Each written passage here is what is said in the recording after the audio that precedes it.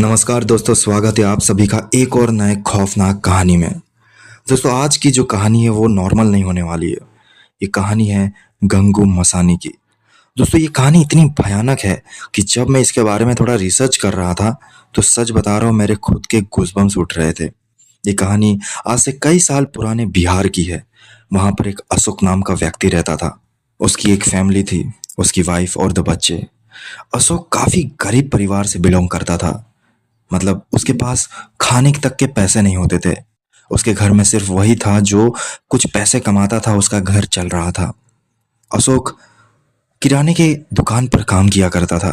वहाँ पर उसके साथ 2 और लोग भी काम करते थे। मतलब कुल मिला के वहाँ पर 3 लोग काम करते थे। तो होता क्या है कि अचानक से उस दुकान पर हो जाती है चोरी, जिस वजह से मालिक को डायरेक्ट अशोक के ऊपर ही शक होता है।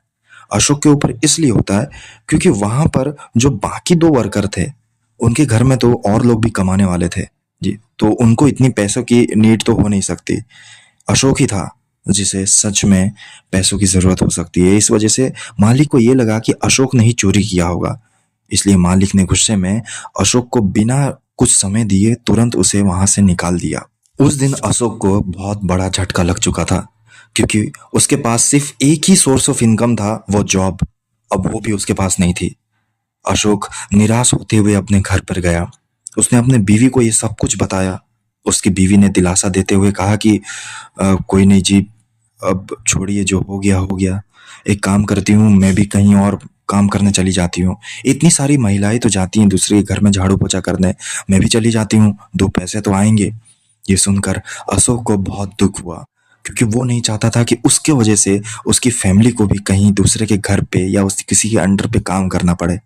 अशोक की जॉब गए हुए कम से कम कुछ समय बीत चुका था। अब हालत ऐसी हो चुकी थी कि अशोक के बच्चों को पेट भर के खाना तक नहीं मिल रहा था। ये सब देखकर अशोक को काफी टेंशन होने लगा। और उसके बाद अशोक और उसके दोस्त जंगल में मिलते हैं। वहां पर बैठकर वो लोग दारू पी रहे होते हैं। पीते पीते सभी लोग अपना अपना दुख सबके सामने प्रकट करते हैं। और उसी बीच में अशोक भी अपने दुख का गुणगान करने लगता है। वो बताता है कि कैसे उसके मालिक ने उसे वहां से निकाल दिया और उसके मालिक की वजह से अब उसका परिवार को ये सब दिक्कतें झेलनी पड़ रही है। तभी उसके दोस्त रमेश था वहां पे। उसने कहा, क्या बात कर रहा है यार, अब इतना बड़ा कुछ हो गया यार, तूने हमने बताया तक नहीं। ये मालिक को ऐसे नहीं छोड़ना चाहिए, कुछ तो करना पड़ेगा इस मालिक का। तभी अशोक ने कहा कि हाँ यार, मन तो मेरा भी कुछ करने का कर रहा है उस मालिक के साथ, लेकिन क्या करूँ, कुछ समझ में नहीं आ रहा है। तभी वहां पर बैठा था एक प्रतीक नाम का लड़का। उसने कहा कि क्यों ना हम उसे एक डायन उसके ऊपर छोड़ दे। तभी अशोक कहता है कि डायन कैसी, मैं समझा नहीं कुछ। तभी प्रतीक कहता है, देख, अभी कुछ ही समय में आधी रात हो जाएगी और आधी रात में यहाँ पर एक अघोरी बाबा है। वह इसके बारे में कुछ ज्यादा जानते हैं। हमें उनसे बात करके कुछ ऐसे चीज करवानी चाहिए जिससे तेरी प्रॉब्लम भी सॉल्व हो जाए और उस मालिक को अच्छा मजा चखाने को भी मिल जाए। तभी ये सब डिस्कस करके सभी लोग रेडी हो जाते हैं और आधी रात होती है और सभी लोग उस तांत्रिक के पास पहुंच जाते हैं। वहां पर पहुंचकर वो लोग उसे सब कुछ बताते हैं कि ऐसा ऐसा हुआ और अब उन्हें न्याय चाहिए, बदला चाहिए। और तभी वो तांत्रिक कहता है कि देखो, ये बात तो तुम कर रहे हो, वो मैं कर तो दूंगा, लेकिन इसके बदले में मुझे एक मोटी रकम चाहिए। तो अशोक उस टाइम तो हाँ बोल देता है।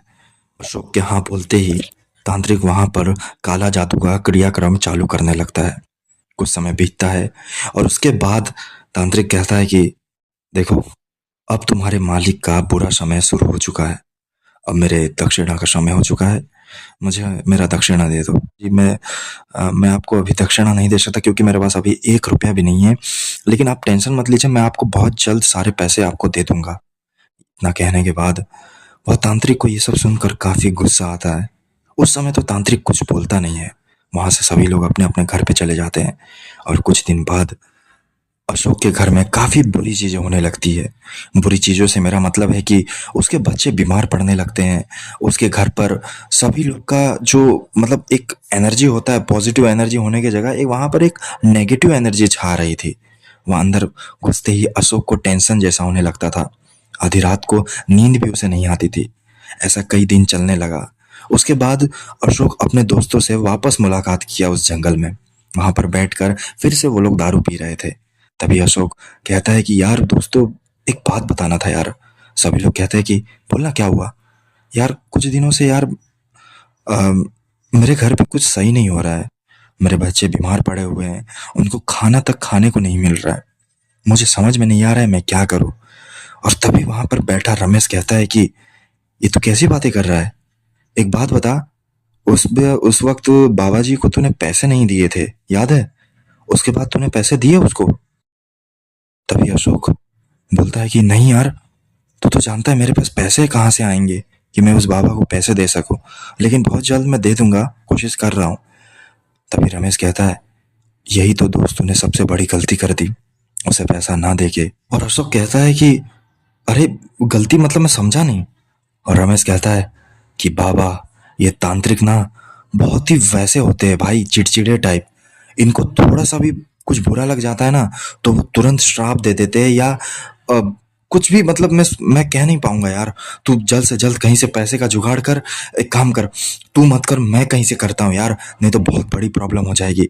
और रमेश इतना कहते ही भाग भाग कर घर में जाता है और उसके पास जो बची हुई पूंजी रहती है वो तोड़ कर वो रमेश को दे देता है। और रमेश से कहता है कि चल अभी इसी वक्त उस बाबा जी के पास और उसे पैसे दे देते हैं। थोड़े समय बाद आधी रात को वो उस जगह पर पहुंचते हैं जहां पर उन्होंने उस तांत्रिक के पास पिछले बार मुलाकात की थी। वहां पर वो तांत्रिक मिलता है और उसे वो पैसे देकर कहता है कि बाबा जी मुझे माफ कर दीजिए, मैंने आने में थोड़ी देर कर दी। और तभी तांत्रिक, उसका गुस्सा शांत हो चुका था तब तक, और वो कहता है कि अच्छा हुआ तूने मेरे पैसे वापस दे दिए। और और अशोक कहता है कि बाबा जी, उस दिन के बाद मेरे घर में बहुत अजीब चीजें हो रही है, मेरे बच्चे बीमार है। और तांत्रिक कहता है मुझे पता है, क्योंकि मैंने ही ऐसा किया है। अशोक कहता है कि आपने ऐसा क्यों किया? तभी तांत्रिक कहता है कि तूने मेरे पैसे नहीं दिए थे। अब पैसे की बात है, मुझे चाहिए था और तूने दिए नहीं थे, इसलिए मैंने ये कहा उस गंगू मसानी से कि तू इसके मालिक को तो परेशान करना ही, साथ में एक दो चक्कर रात को इसके घर पे भी लगाते रहना। तू टेंशन मत ले, मैं ठीक कर दूंगा। वो पैसा देते ही वो लोग वहां से निकल गए। और कुछ समय बाद, एक दो हफ्ते बीत जाने के बाद, उसके बच्चों का वो बुखार भी ठीक हो चुका था। और फिर वापस से उसके घर पे एक पॉजिटिव एनर्जी बने रहा था। और तभी अशोक को ये याद आता है कि यार मेरे मेरे इधर तो वो खाली रात को आती थी, बस एक दो चक्कर लगाने, तो मेरे घर में इतनी तबाही मच गई। उसके मेरे मालिक के उधर क्या हो रहा होगा, चल एक बार जाके मैं देखता हूँ। अशोक और उसके दोस्त उसके दुकान पे जाते हैं, उस मालिक के। वहां पर जाते और देखते हैं तो वो शौक हो जाते हैं। वो देखते हैं कि उसके घर में, दुकान में चोरियां हो रही थी। उसके दुकान में आग तक लग चुकी थी और उसके घर पे सभी लोग बीमार पड़े हुए थे। ये सब देखकर अशोक बोलता है कि यार ये तो गंगू मुसानी बहुत डेंजर निकली भाई, इसने तो यहाँ पर तबाही मचा दिया। चलो कोई नहीं, मेरा बदला तो पूरा हुआ। इतना कहकर वो लोग अपने अपने घर वापस चले जाते हैं। और दोस्तों ये कहानी अब यहीं एंड होती है। दोस्तों गंगू मसानी ये एक ऐसी बला का नाम है जो जहां भी जाती है तबाही मचा देती है। लोग कहते हैं कि ये काला जादू की महारानी है। यानी कि ये बहुत डेंजर है यार, मैं एक्सप्रेस नहीं कर सकता कि ये कितनी डेंजर है। तो कृपया करके इसके बारे में ज्यादा रिसर्च मत करना, ठीक है? चलिए दोस्तों, मिलते हैं एक और नए खौफनाक कहानी के साथ। तब तक के लिए डर का माहौल बनाए रखना।